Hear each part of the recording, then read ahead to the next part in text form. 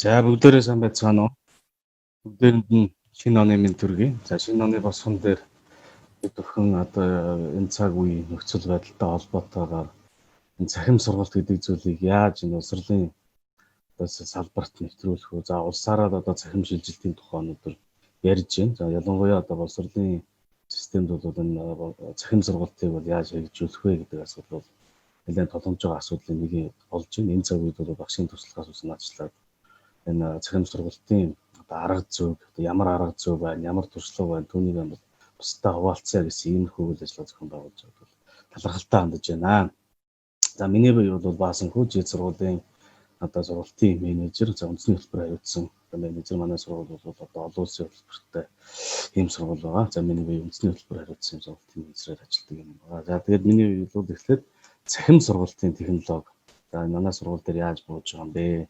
Цахим сургалтыг бид нар яаж авч явж байгаа юм бэ гэдгийг бол товчхон таавдад ярина. 20 минутанд бол нэлээд бас өргөн хэмжээний мэдээлэл учраас нэлээд товчилж ярих болно гэдгийг бол хэлье. За тэгээд өмнө мэдээллийнхэн дээр бол мэдээж цахим сургалт гэдэг бол бидний хувьд бол тийм шин зүйл биш. Өмнө нь бид нэр бас хэрэгжүүлж байсан. За дэлхийн нийтээс бас оролцож исэн, хийж исэн. Зөвхөн яг нийтээрээ бид нэр өнөөдөр энэ нөхцөл байдлын өвчин зовлонгийн үед бол энэ хөвөл ажиллагааг хэрэгжүүлж байгаа гэдгээр онцлог байгаа гэдгийг бол бас дуртхан зүйтэй байх гэж бодож байна. За мэдээллийг бол нэг ийм агуулгаар тавагддаг өгнө. Нэгдүгээр бол цахим сургалтын тухай. За онлайн сургалтыг төлөвлөх, хэрэгжүүлэх, онлайн хичээлийг төлөвлөх. За эдгээрийг бол жид сургууль дээр зохион байгуулсан онцлог. За дүгнэлт цаашлан анхаарах асуудлууд гэсэн үндсэн сэдвийн дагуу одоо бүтцийн дагуу хамт мэдээлэл өргөнө. За зайн сургалтын нэршлийн тухай бол эхлээд ярих хэрэгтэй. Тэгэхээр өнөөдөр зайн сургалтын талаар эхлээд бидний ойлголтын зөрүү их байгаад байдаг. Энийг бол бас нэгдмэл ойлголттой болох хэрэгтэй юм шиг. Ер нь бол нийтлэг удаараа бид нэр онлайн сургалт, зайны сургалт, цахим сургалт, сургалт, нээлттэй сургалт, за ер нь дэлгэцэн дээр байж байгаа бүх зүйлээр бид нэрлээд байгаа. Энэ бол ер нь бол нэгдсэн утгаар нь бол зайны сургалт гэж нэрлэх нь зүйтэй болов уу миний хувьд үздэг. Тэгэхээр энэ дотор бол яг зайны сургууль дотор нь бол англиар байж болно. Тэгэхээр бидний хувьд бол өнөөдрийн түвшинд бол тэл хичээл бол зайны сургууль. За манай Монгол улсын хэмжээнд бол зайны сургалтыг бол хэрэгжүүлж байсан туршлагууд бол бий. Одоо бид нар сайн мэднэ Чамаа өгшийн тэл хичээл монгол бичгээр бид нар сурж ирсэн. За мөн дээрээс нь одоо говийн аймагуудын эмэгтэйчүүдийг радиогоор одоо амьдрах ухааны төсөлд сургаж ирсэн энэ бас туршлага байдаг. Одоо ч гэсэн бид нар сурагчдаа тэл хичээгээр одоо сургалтын үйл ажиллагаа явуулж байна. Тэгээд бидний хувьд бол яг сургуулийн түвшинд бол бид нар онлайн сургалт гэдэг зүйлийг одоо авч явах хэрэгтэй. Ийм зүйл бол одоо технологи талаас нь нэвтрүүлэх талаас нь бол анхаарах хэрэгтэй болсон зүйл ээ гэж бодож байна. За тэгэхээр онлайн сургалтын технологиг онлайн сургалт гэдэг зүйлийг бий болгохын тулд дараах бүтцүүд байх хэрэгтэй. Ер нь бол энэ бүтцүүд байж ээж энэ сургалтын үйл ажиллагаа одоо цогцоороо хэрэгжиж болох юм а гэдэг санааг бол энэ дараах бүдүүчээр гаргаж байна. Тэгэхээр ер нь онлайн сургалтын бүтц бид нар одоо нэг платформ нэвтрүүлчихэд эсвэл нэг тодорхой хэмжээний контент бэлтжиж нэг тодорхой зүйл дээр тавьчаад бид нар онлайн сургалтыг явуулж байна гэдэг нэг ийм ойлголт яваад байдаг. Тэгэхээр биднес өнөөдөр ийм зүйлүүд байна уу гэдгийг өнөөдөр харах хэрэгтэй болж байна. Нэгдүгээр нь биднэрт одоо зааварчилгааны дизайн болов стратеги техник байна уугүй юу? Тийм зүйл бүрдсэн байна уу? За энэ агуулгын үн цэнийг нэмэгдүүлэх бүрэлдэхүүн эсвүүд байна уу? Интернет хэрэгслүүд байна уу? Компьютер хадгалах төхөөрөмжүүд байна уу? Үйлчлэгээ үзүүлэх технологиуд байна уу? За энэ агуулга хөгжүүлэх одоо удирдлагын програм, стандартууд, платформуд байна уу? Серверүүд байна уу? Энэ сервер нь ямар түвшинд байна гэдгийг бол бас харах хэрэгтэй. Эдгээр зүйлүүд нь байж иж өнөөдөр бид нар онлайн сургалтын дэд бүтц гэдэг зүйлийг бүрдүүлж байна гэж хэлэх гэж.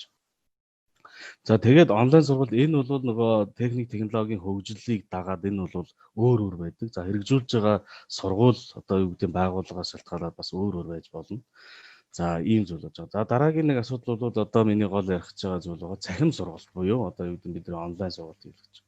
Онлайн сургалтыг бол үндсэнд нь 3 хэсэгт одоо ангилж болж байна. Офлайн сургалт, онлайн сургалт, нүүр тулсан сургалт гэж. За офлайн сургалтыг бол бид мэднэ. Энэ юугтэн зэрэг одоо компьютер суурилсан сургалт. Одоо жишээлбэл бид нар CD компьютер ашиглаад тодорхой эсвэл лабораторид одоо CD, DVD дээр одоо хуулсан одоо хичээлийг бид нар ашиглаад энэ сургалтыг явуулах боломжтой. За онлайн сургалт бол одоо цахим хэрэгсэл ашигладаг. Одоо интернет орчинд одоо ашигладаг. Жишээлбэл одоо онлайн хичээлийг синхрон, асинхрон гэж хоёр ангилж байна.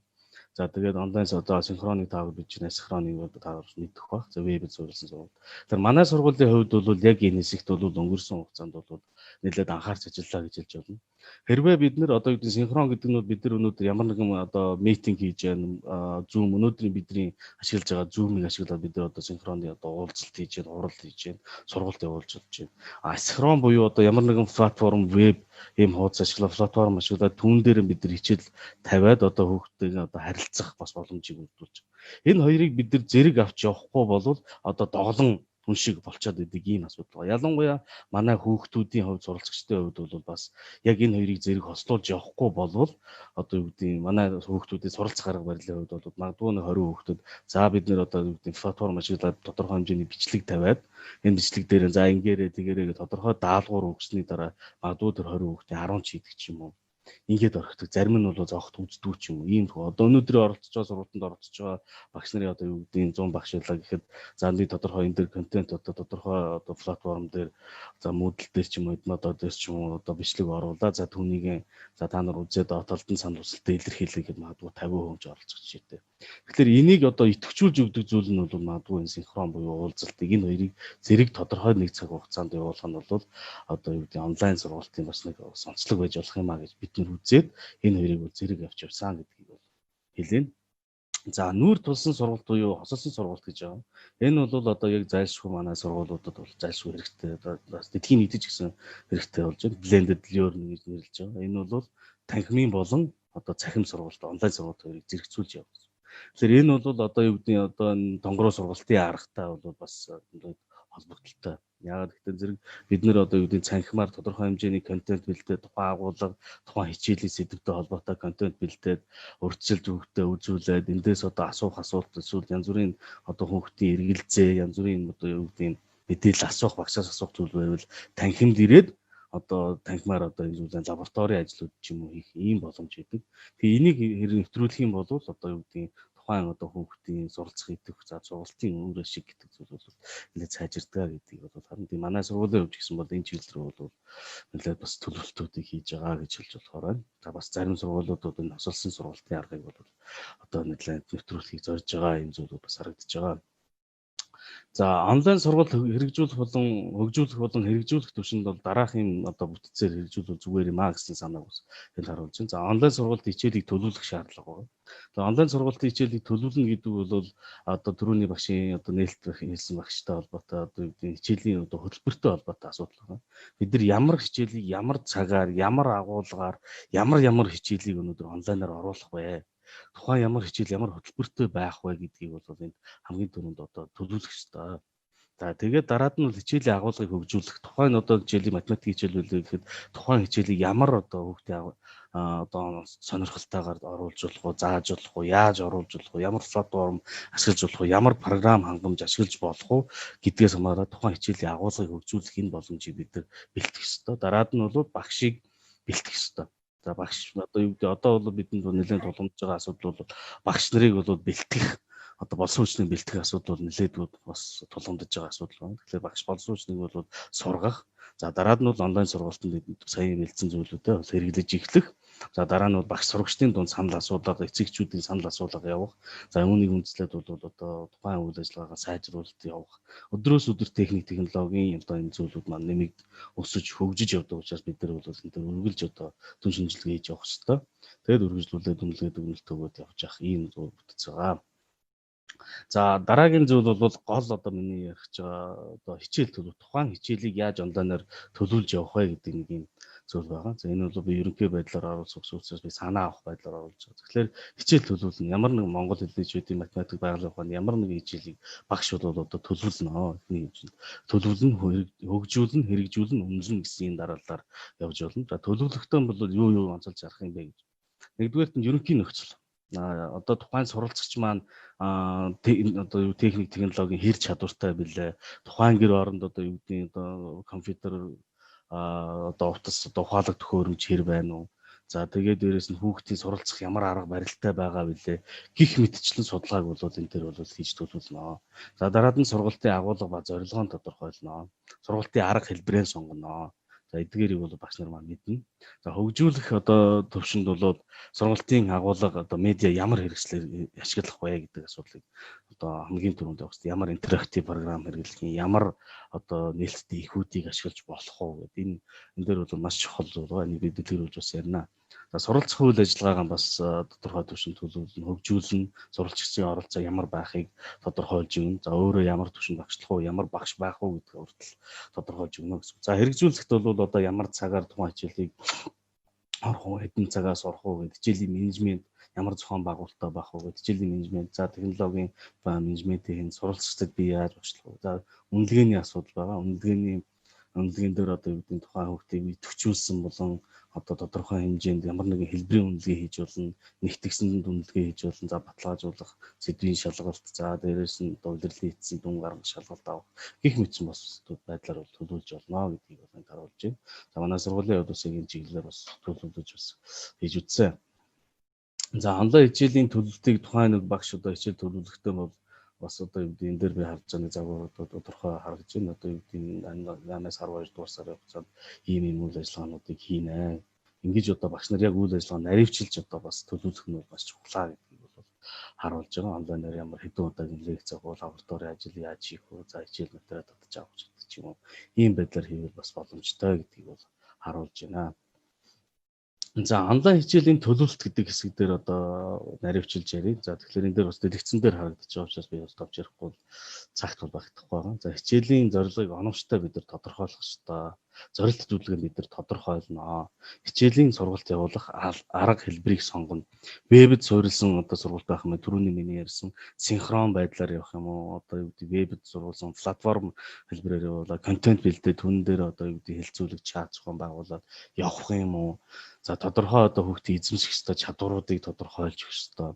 За хичээлийн явцад зохион байгуулах одоо юу гэдэг нийт хэдэн удаагийн чат явуулах, хэдэн удаагийн хэлцүүлэг явуулах, хэдэн удаагийн одоо лайв юу гэдэг шууд одоо энэ хурал уулзалтуудыг хийх гэх мэтчлэн зүйлийг бол хичээлийн төлөвлөлтөн дээр оруулж өгөх ёстой.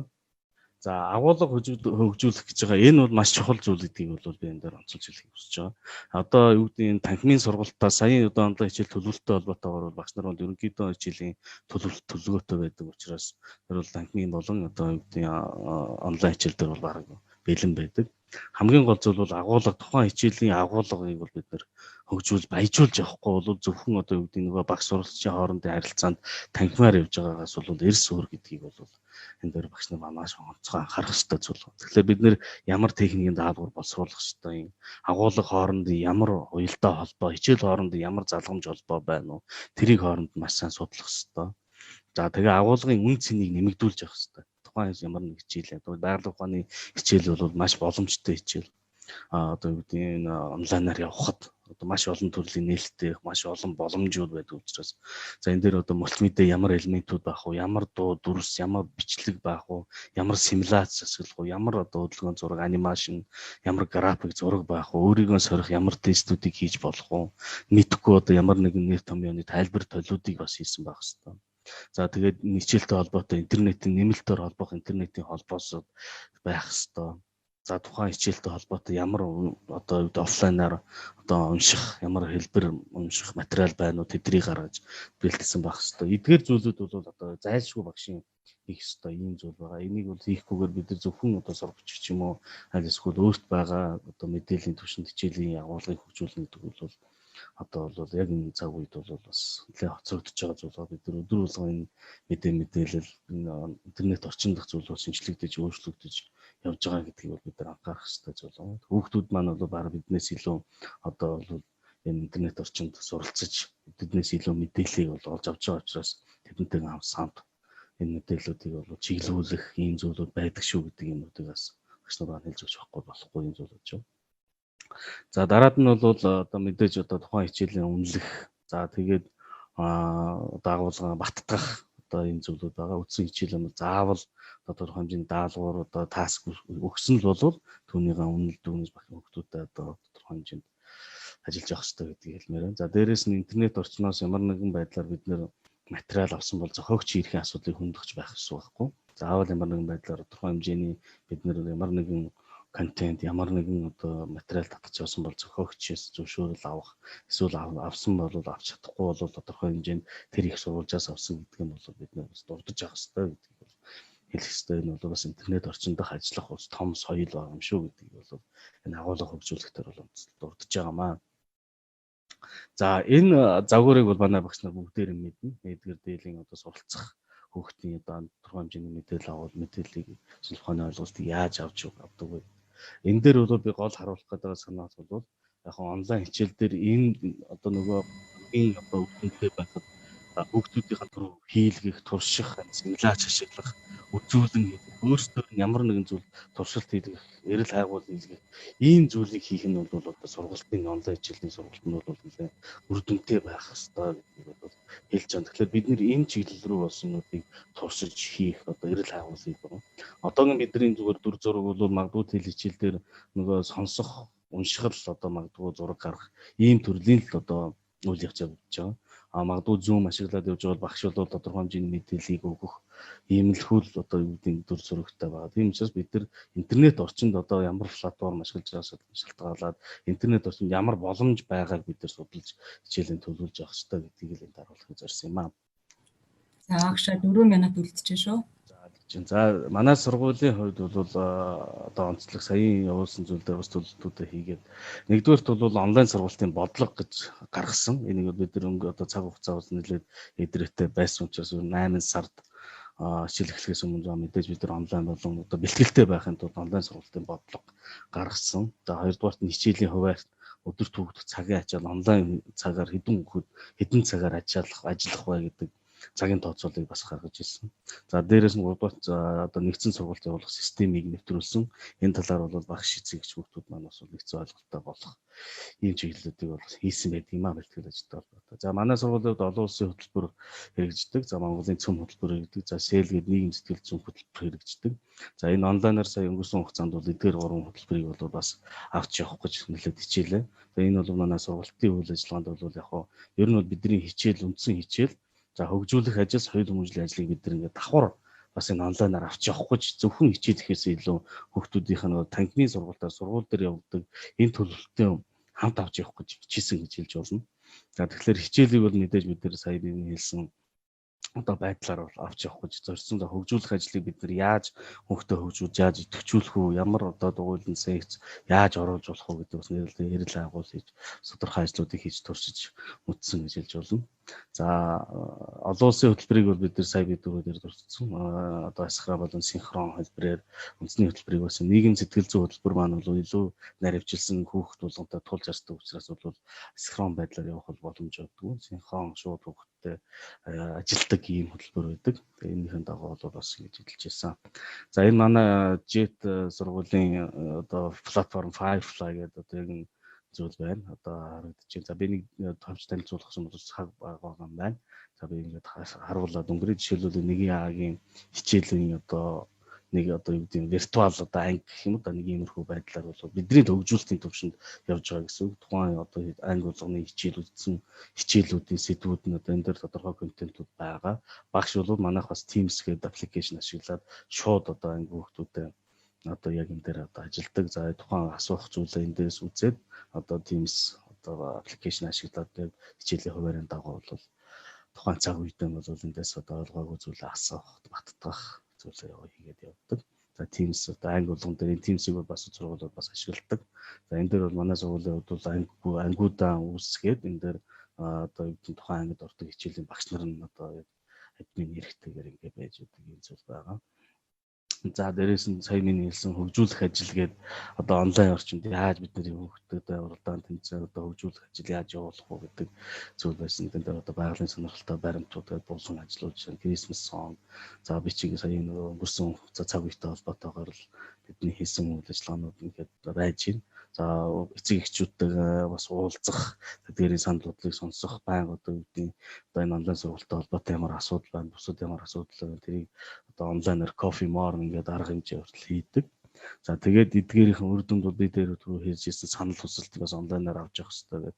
Онлайн сургалттай холбоотой одоо юу гэдэг бас өөрсдийнхөө үйл ажиллагааг бол бас үнэлэлт өгнөлт өгч бас анхаарах асуудал дээр бол сэтгэл ханамжийн судалгаа авчрал 2 3 удаа авч ирсэн бэ. Энэ дээр бол манай сургуулийн энэ дээр бол 86-ын төгрөгийн явтай байсан юм жишээ харагдаж байна. За тэгээд эцэст нь бол ер нь бол дүгнэж хэлэхэд сургуулийн төвшөнд бол энэ онлайн сургалтыг явуулахад багш нарыг чадахжуулах зайлшгүй шаардлага байна.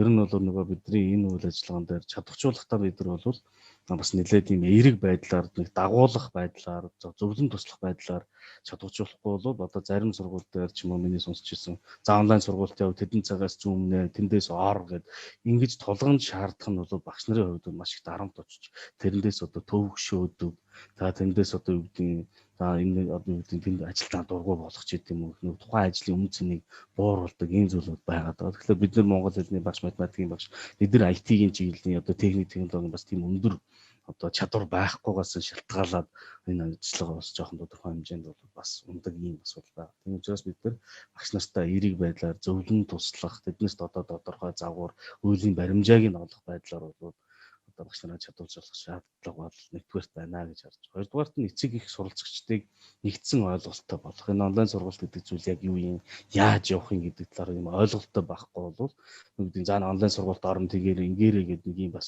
байдлаар юм зааварчилгаа маягаар яваад авах юм бол бас их одоо үр дүнгүй юм лээ. Тэгээд дээрэс нь онлайн сургалт явуулах платформ бол одоо хэрэглэгчдийн хэрэгжилж байгаа утас, интернет орчин, таблет гэдэг юм зүйлүүдийг дэмждэг байх хэрэгтэй байгаа. Тэгэхгүй бол би ганц одоо юу гэдэг ганц компьютер дээр ажилладаг тийм програм хангамж нэвтрүүлэх юм бол тэгээд нөгөө утас өнөөдөр айл хүмүүст одоо хичнээн компьютертэй байгаа л гэх мэтлэн асуудал үүсдэг. За тэгээд хэрэглэгчдийн санал өсөлтийг бол тогтмол үйл ажиллагаанд бол сайжруулж авах хэрэгтэй. Энэ сургуулийн түвшинд, менежментийн түвшинд хийх хэрэгтэй ажил. За багшийн хувьд бол хичээл зохион байгуулах тал дээр бол за 2 минут бол авчиж дуусгах чинь. За хичээл зохион байгуулах соёл зайлшгүй шаардлагатай байгаа. Тэгэхээр хичээл зохион байгуулах соёлыг бол бид нар зайлшгүй хийх хэрэгтэй. Энэ дээр бол бид нар юу гэдэг одоо тодорхой хэмжээнд чат хэлцүүлэг хийх гэж байгаа бол одоо юу гэдэг нэг дэгтэй байх хэрэгтэй. Тэгэхгүй бол задгай байх юм бол нөгөө бидний хийж байгаа багш маань тухайн хичээлээ зохион байгуулж чадахгүй болно гэсэн. Тухайн хичээл за тодорхой хэмжээний хичээл бид нар зохион байгуулад орлоо. Хичээлээ зорилгоо хэр хангаж байгаа гэдгийг хэмжиж авах хэрэгтэй.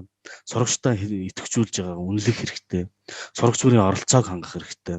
Гэрийн даалгавар ба үдсэн агуулгыг дандаа баттгаж явах хэрэгтэй. Сурагчдын ялгаатай байдлыг бол бүргэлж одоо харж явах үүсэх хэрэгтэй. Өнөөдрийн хүүхд болгон бол өөрөө нөгөө мэдээлэл харилцааны өөр чадвартай байгаа учраас энэ онлайн орчинд нөгөө суралцах бас чадвар нь өөр байгаа учраас хүүхд болгоны ялгаатай байдлыг бид нар бол бас сайн харж явах хэрэгтэй. Тэр эндээс үндэслээ зөвлөмж, нэмэлт даалгавар, видео хийх дасгал ажил гэх мэт зүйлийг бид нэлээд авах хэрэгтэй гэдэг хэлвэн. За дээрээс нь одоо сурагч үр дээр тодорхой хэмжээний ахиц өөрчлөлт гарч байгаа энэ үйл ажиллагаа явж байгаа учраас тэгэхээр энэ дээр бол тэрийг сурагч өөрт нь мэдрүүлэх, эцэг ихт нь бас ойлгуулах, мэдрүүлэх, итгэл урам өгөх, бас айдсгүй болох юм шаардлага байдсан юм билээ. Одоо айдс гэдэг нь юу гэдэг камера нээхгүй байх. Хов яг митинг хийж байхад одоо хүүхдүүд маань багш нараас айдаг, бусад хүүхдүүдээс айдаг, санаа зовдөг, ичдэг, үүнээс болоод нөгөө ойлгохгүй зүйлээ асууж чаддаг. Ийм зүйлүүд байгаад байдаг. Тэгэхээр энийг бол ямар нэгэн байдлаар маш олон аргууд байдаг. Энэ аргуудыг бас ашиглаад одоо хүүхдэд айдсгүй болох урам зориг өгөх ийм зүйлүүд бас байдгаа гэдгийг бол дурдж өгөө гэж бодож байна. За тэгээд ер нь бол бидний хувьд бол энэ цахим сургалт гэдэг бол бидний хувьд шинэ сорилт байгаа. Тэгэхээр бид нар бол ямар нэгэн байдлаар бие биенээсээ суралцах, бие биентэй бас одоо дэмжиж тусалж энэ зүйлийг бол ялангуяа боловсролын залбирт буюу хүүхэд багчуудынхаа боловсролын төлөө ажиллаж байгаа бүх байгууллагуудын нэг зорилго учраас энэ цаг үед бол хамтдаа энэ үйл ажиллагааг хийж явах нь бол бас зүйтэй өнөөдрийн үйл ажиллагаа бол тэр талархалтай хандж байна. Тэгээд бүгдээрэнд нь амжилт хүсье. Баярлалаа. За баасан багштай баярлалаа. За ингээд асуулт хариултын 20 минутын хугацаа эхэлж байна. За асуултууд маань ирсэн байна. За хамгийн ихний асуулт сэтгэл зүйн хувьд хэрхэн ажилладаг талаар одоо хүүхдүүдийн сэтгэл зүйн хувьд танай сургууль яаж ажилладаг вэ гэсэн талаар мэдээлэл өгөөч гэсэн асуулт ирсэн байна. Сэтгэл зүйн хувьд манайх нийгэм сэтгэл зүйн хөтөлбөртэй, тусгай хөтөлбөртэй, сэтгэл зүйчийн багтай байдаг. Бас тусгай бас надтай адилхан бас нийгэм сэтгэл зүйн баг ахалсан менежер ажилладаг. За тэр дээр маань бол яг сэтгэл зүйн хүүхдийн суралцах ялангуяа хүүхдэд суралцах сая миний хэлсэн айдсгүй байх одоо ичих санаа зовхгүй байх суралцахад гарч байгаа одоо бэрхшээл садыг даван туулах тэр хэмжээний одоо юу гэдгийг зөвлөгөөг бол өгдөг. Тухай бүр дээр одоо сэтгэл зүйн багш нар анги болгон дээр одоо хичээл одоо ордог гэсэн. Тэгээ ороод тухай хүүхэд болгон дээр тусгайлсан зөвлөмжүүдийг гаргаж эцэг их болон суралцагчтай хамтарч ажилладаг. За сая бол захимаар бол чат бот гэдэг үйлчилгээг бол бас үзүүлээ хүүхэд сурагч болгон дээр. Тэгээд энэ дээр нэг бол бас нэг тухай хүүхдийн одоо юу гэдгийг нууцлалтай учраас одоо юу гэдгийг тусгайлсан юм хөтөлбөрүүд явдаг гэсэн. Яа, соёл хүмүүжлийн ажилласаа бас хуваалцаач гэсэн байна. Баг зэрэг дэлгэрүүлж өгөөч. Ер нь сурагчдыг бас яаж үйл ажиллагаанд татаж оролцуулдаг арга туршлага бас тодорхой хэмжээгээр нөгөө ерөнхий биш ганц нэг тодорхой юм хүсэж авах шиг байна л да. Аа. Тэгэхээр яг зөвхөн соёл хүмүүжлийн хичээлээс гадуурх үйл ажиллагаа гэж жишээлбэл бид нэр одоо тусгаар тогтнолын баяр за дээрэс нь одоо сая нэг тэмдэглэлт олон өдрүүд байлаа 10-11 сард. Тэгээд яг энэ цахимаар сургалт явж байгаатай холбоотойгоор бид нэр хүүхдүүдэд яаж идэвхжүүлэх вэ, энэ арга хэмжээг яаж зохион байгуулах вэ гэдэг. Ер нь бол хүүхдүүдэд бас маш олон төрлийн арга хэмжээ хийсэн. Тэгээд явуулахдаа бид нэр онлайн одоо тэр Teams application ашигласан. Дээрээс нь мөн сая Firefly гэдэг програма ашиглаж байгаа. Хүүхдүүдэд тодорхой хэмжээний удирдамж чиглэлүүдийг удирдамжаар гаргаад тэгээд онлайн харьцанд яаж их зааварчилгааг нь гаргаад тэгээд хүүхд болгоно. Одоо жишээлбэл нэг илтгэлийн уралдаа зохион байгуулсан байна, хэлцүүлэг хийсэн байна. Илтгэлийн уралдаанд бол яг л онлайнаар ингээд бид нар хийж байгаатай адилхан иймэрхүү боломжууд бол бас байгаа. Дууны уралдаан гэх мэтчил зүйлүүд бид нар бол энэ зүйлүүдээр өөрсдөө санаачлаад хэл юм бол бидэд орчин нь байгаа, хийх боломж байгаа л гэж хэлэх гэж байна. За одоо юу гэдэг юм аа хүүхдүүдийн бүтээлийн үзэсгэлэн гаргах, бас уран зургийн хүүхдүүдийн одоо зургийн үцгэлэнгүүдийг бас гаргасан үзэгчүүдэд танилцуулж байгаа. Эдгээрүүд бүгдээрээ бид нар хийх боломжтой. Ганцхан бас яахан технологийн жоохон дэвшилтэд одоо үзүүлэлттэй тийм хэрэгслүүд бас шаарддаг. Энэ л зүйл. За тэгэхээр дараагийн асуулт захимаар хичээлд оролцож байгаа сурагчтай яаж үнэлж дүгнэж байгаа вэ? Тэгээ сургуулаараа ямар нэгэн үнэлгээний арга боловсруулсан байдаг уу гэсэн асуулт байна. Нэгдүгээрт бид нэр хамгийн нэгдүгээрт бол хүүхдүүдийнхээ ер нь бол яг үнэлгээний бас тодорхой бас загварчлал бий бидний хувьд. Мэдээж одоо хүүхэд оролцож байгаа, хичээлд идэвхтэй оролцож байгаа гэдэг бол хамгийн том зүйл байна. Энэ бол бид нэр зарим хүүхдүүд маань бас энэ цахим хичээлд эцэгчүүд маань хүртэл одоо юу гэдэг төвшөөх.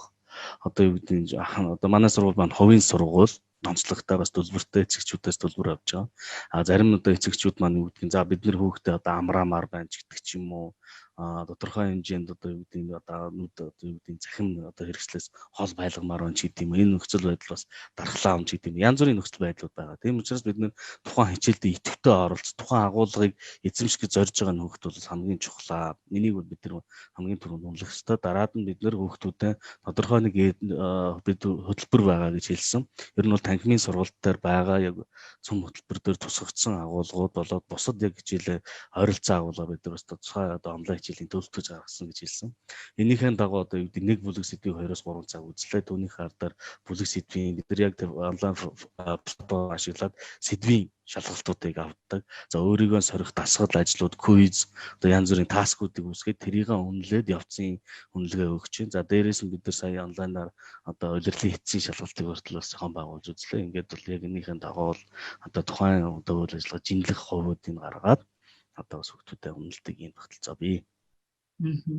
Яг нөгөө танхимын сургалт, захим сургалтын хоёрын хооронд танхимаар өгж байгаа багш нар нөгөө сурагчтай үнэлж байгаа үнэлгээ, захимаар үнэлж байгаа үнэлгээний хооронд багш нар ингээд сурагчтай яг нүүр тулж харьцаагүй учраас үнэлэхэд бас хүндрэл учраад идэг учраас багш нар маань сонирхоод ах шиг байна л да. Сургууль яаж үнэлээд байна гэдэг тал дээр.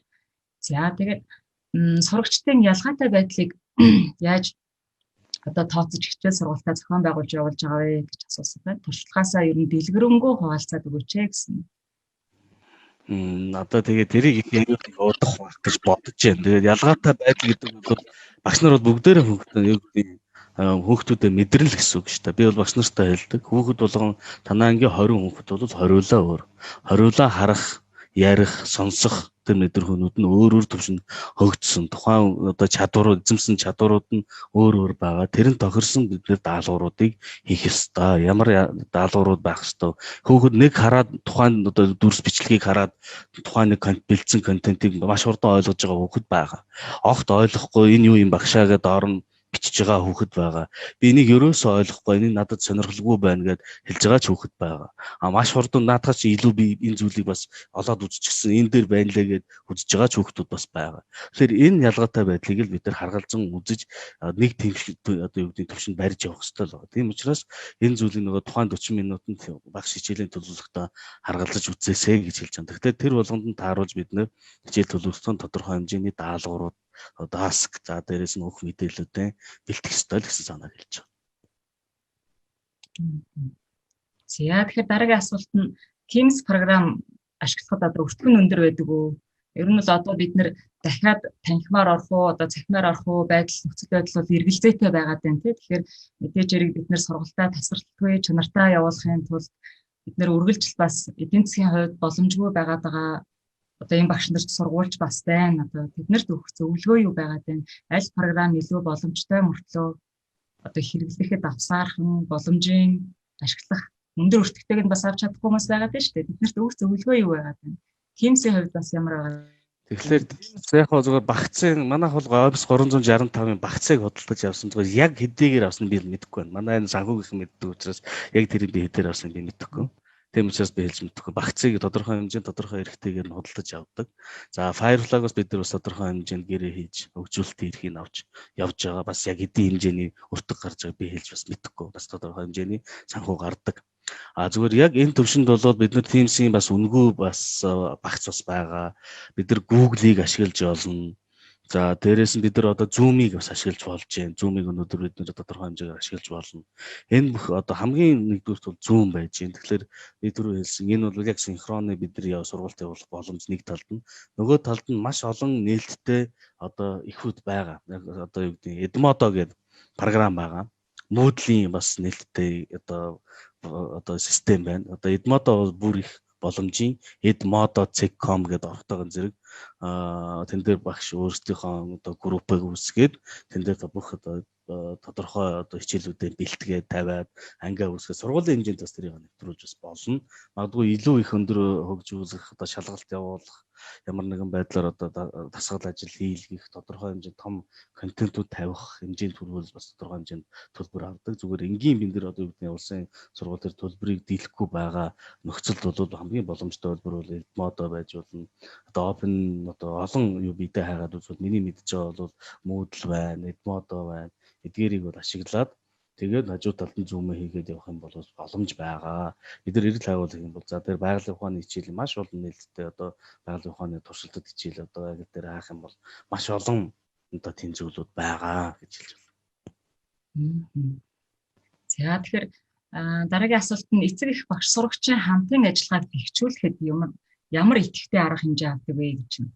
Ер нь бол бас зөвхөн одоо бидний нэг онцлог нь оюутнуудтай ажиллахаас гадна бага насны хүүхдүүдтэй ажиллахаар зөвхөн хүүхдтэй ажиллах биш эцэг эхчүүд давхар орж ирээд байдаг. Тэгэхээр тэднийг одоо эцэг эхчүүдийг бас сайн сургах хэрэгтэй. Ер нь давхар сургалт явагдаад байдаг нэг талаараа. Тэгэхээр тэр тал дээр танаа сургуулийн баримталж байгаа идэвхтэй арга хэмжээ юу вэ? Тэгэхээр ер нь би түрүү бас хэлсэн нэг байнгын хичээл ер нь онлайн сургалтыг төлөвлөхдөө хэрэглэгчдийн одоо сэтгэл ханамж хэрэглэгчдээс юу хүсэж байна гэдэг зүйлийг бид нэр мэдэрч авах хэрэгтэй гэдэг зүйлийг.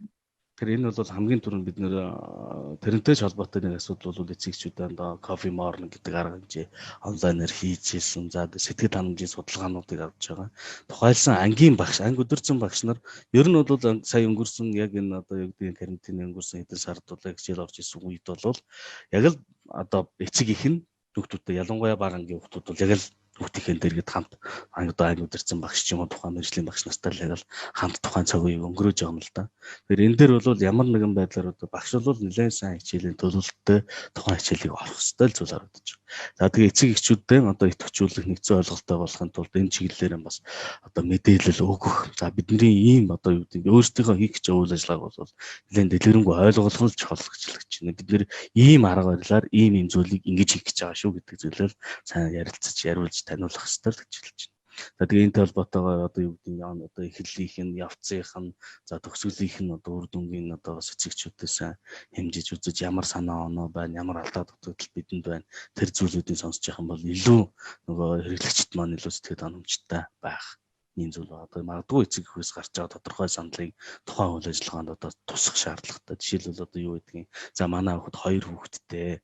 Манай дарнаа сургууль 2 хүүхэд явдаг. Нэг нь одоо утсан дээр үзээд хичээлээ явуулаад нэг нь компьютер дээр хийгээд байна. Ямар одоо юу гэдгийг эсвэл магадгүй нөгөө техникээр хүрэлцэхгүй байна. Цагаан давхцаад байна гэдэг ч юм уу. Энэ янз бүрийн бэрхшээлүүд гардаг. Эднэрийг бид нэр бол маш одоо хурдан шийдвэрлэж хүлээж авч ханал одоо илүү одоо хэрэглэгчдийн эцэг эхчүүдийн ойлголт одоо юу гэдгийг тэр сэтгэл ханамжтай байх зүйл нь болов гэж харж байна. Багш нар агуулгаа хөгжүүлэхдээ ерөнхийдөө ямар програм дийлэх ашигладаг вэ гэсэн асуулт байна. Янз бүр л бид одоо тэгээ тэр болгоныг ярих бол одоо би дэлгэцээ харуулъя. Магадгүй энэ дээр одоо би байгалийн ухааны миний дэлгэц харагдаж байгаа болов. За шеэр орж ирэх байна хашаа.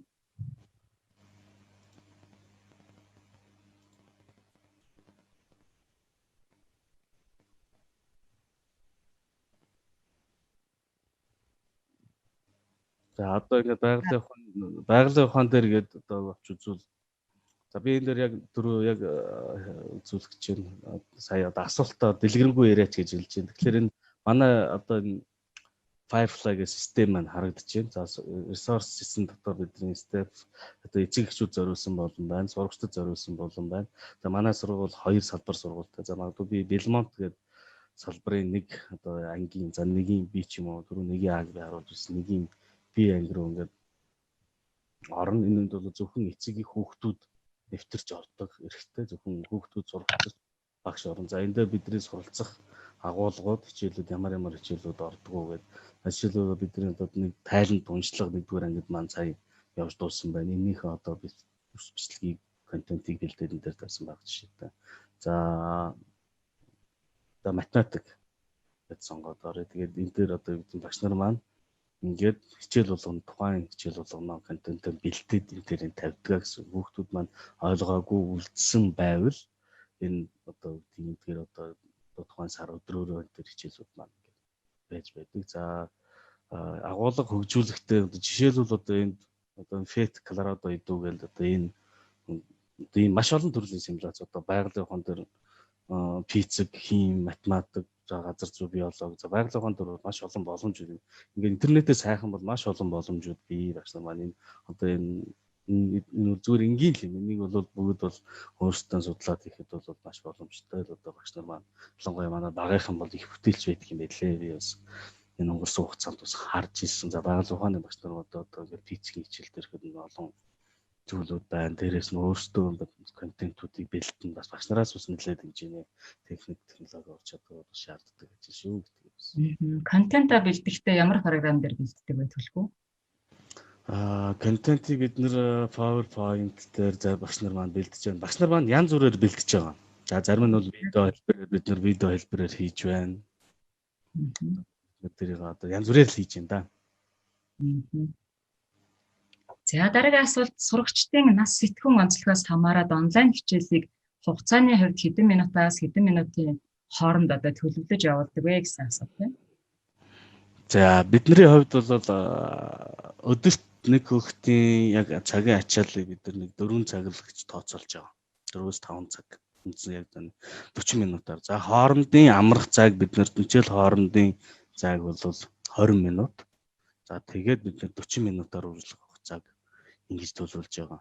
За дунд ахлах анги дээр бол том боломжийг явуулдаг. За бага анги дээр манай сургуулийн хөтөлбөр нэлээд ачаалттай англи хэлний нэлээд өндөр цагтаа байдаг учраас бага ангид жаахан бүлхүү явуулдаг. За бусад одоо дунд ахлах ангид бол том боломжийг одоо үр дүнтэй харагддаг юм. Даалгаврын хувьд ямар хэлбэрүүдийг ер нь болчилж хэрэглэдэг вэ? Ер нь одоо бас хаана л гэдэг шүү дээ. Хүүхдүүдийн талаасаа ингээл багш нар хүүхдүүдээ их амархан гээл даалгавар өгчдөг гээл багшд өөрт нь амархан байгаад идэг. Гэтэл энийг хийхээр их хэцүү гээл зарим ээж аауд их даалгавар өгч туснаа сайн гээл зарим нь энэ ерөөсөө байнга даалгавраа хийгээл дараагийн өдөр нь олчтой хүүхэд ядарлаа гээл хандлагууд бүгдээрээ өөр байдаг. Танай сургуулийн хувьд бол зохион байгуулалтаа яаж хийдэг вэ? Даалгавар гэрийн даалгаврын тухай ярьж байгаа гэж ойлгоо. даалгаврыг янз бүрийн байдлаар байна. Би түрүү хэлсэн нь хүүхэд бүхэн өөр шүү гэдгийг л анхаарах хэрэгтэй л зүйл байна. Бид нэр одоо юу гэдэг нь үнэхээр одоо юу гэдэг ядарч байгаа, одоо юу гэдэг нь пүүртэж байгаа, энэ үйл ажиллагаа пүүртэж болж байгаа хүүхдүүд манд бас тийм эцэг эхчүүч байгаа. Тийм учраас тэр хүүхдүүдийг яаж явах вэ гэдэг нь бас багшийн тухайн үеийн одоо мэдрэмжийн асуудал байгаа. Нөгөө ялгаатай байдлыг маань яг энэ дээр л одоо харах хэрэгтэй болоод байна. Тэгэхээр ерөнхийдөө би бол та багш нартай хэлж байгаа зөвлөмж бол нэгдүгээрт ялгаатай байдлыг нэгдүгээрт анхаарах хэрэгтэй. Хоёрдугаарт нь бол хүүхэд бол ямар нэгэн байдлаар даалгавар өгчл байгаа бол тэрийг шалга үз урамшуул зөвл бидний бол ямар даалгавраар өгсөн дээр бид нэр таскуудыг өгдөг тодорхой хэмжээний даалгавар дээрээс нь хүүхдийг төвшүүлэхэд дунд дандаа тоглоомын аргаар явахыг бол зорддог. Энэ дотор бол одоо онлайнаар бол маш олон одоо аргууд биелдэ онлайн дүрд тоглох, онлайн хэлэлцүүлэг хийх, онлайн чат бичих, онлайн одоо юу гэдэг тодорхой хэмжээний одоо офлайн төвшөнтэй нөгөө тодорхой сэдв тавилаа гэх тэрнийхэн доор хүүхдүүд маань тодорхой хэмжээний хэлэлцүүлэг тэр соёл чиглэлийг л багш нар маань хийх хэрэгтэй зүйл болж байгаа юм. За тэгэхээр сонирхолтой сайхан яриа өрнүүллээ, бас маш сайхан илтгэл хэлэлцүүллээ. Ингээд Баасанхүү багштай маш их баярлалаа.